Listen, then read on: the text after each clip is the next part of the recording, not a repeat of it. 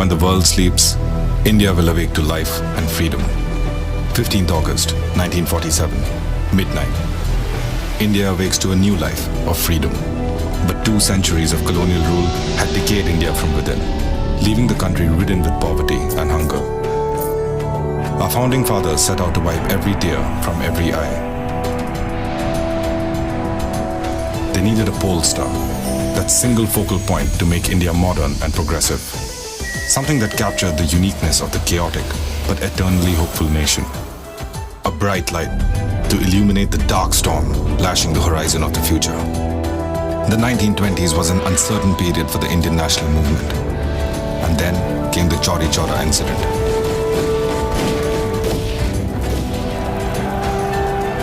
Mahatma had suspended the non-cooperation movement. 3rd February 1928. The Simon Commission arrives to review the Act of 1919 and was met with widespread protests as it had no Indian representation. The British, in their arrogance, proclaimed that Indians were incapable of self-rule and deciding for themselves. Lord Birkenhead, the Secretary of State, in response to the Indians' reactions, laid down a challenge at the House of Lords. The founding fathers rose to the occasion. An all-party conference was convened in February and May 1928. Led by Nehru, the committee drafted the Nehru Report in September 1929, demanding self-government under dominion status within the empire.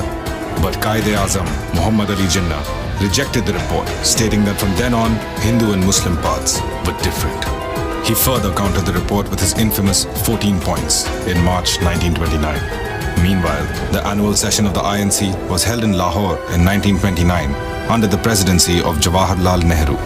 They voted for the historic resolution of complete independence and declared the last Sunday of January 1930 as Independence Day. The resolution gave the British Parliament the ultimatum that if they accepted the report by 31st December 1929, Congress would adopt it as it is. If not, they would insist on complete independence. December 31st, 1929, the INC stalwarts gather around the river Ravi. The British have paid no heed to the ultimatum, and thus the Swaraj flag is proudly unfurled. The freedom fighters were prepared for the fight. It was an event so monumental, it would change the course of history itself. Elections were held in 1937. INC came into power and formed ministries in almost all provinces. For the first time under British rule, Indians could become directly associated with the government. The dream of Indians holding the power of the government and serving the masses had become a reality. But the cheer didn't last long. World War II was initiated.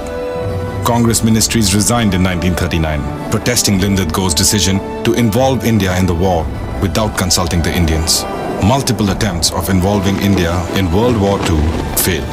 With its end, the decline of the British Empire became inevitable. Mutiny amongst the naval rankings and the Air Force was the final nail in the coffin. The Cabinet Mission Plan arrived in 1946 to try and reach a settlement acceptable to all major stakeholders. The plan became the foundation for the establishment of the Constituent Assembly. For a total of 2 years, 11 months and 18 days, over 11 sessions and sitting for 166 days, the Assembly debated and discussed the various challenges facing the new nation. The ideas of liberty, equality, fraternity, and justice were embedded deep into our Constitution. On 26 January 1950, the Constitution was enforced in its entirety. It is the foundation of free India, which we have become so accustomed to. It is our duty as citizens to know it, understand it, nurture it, and defend it. It is our duty to remember so that we can build the India of our dreams.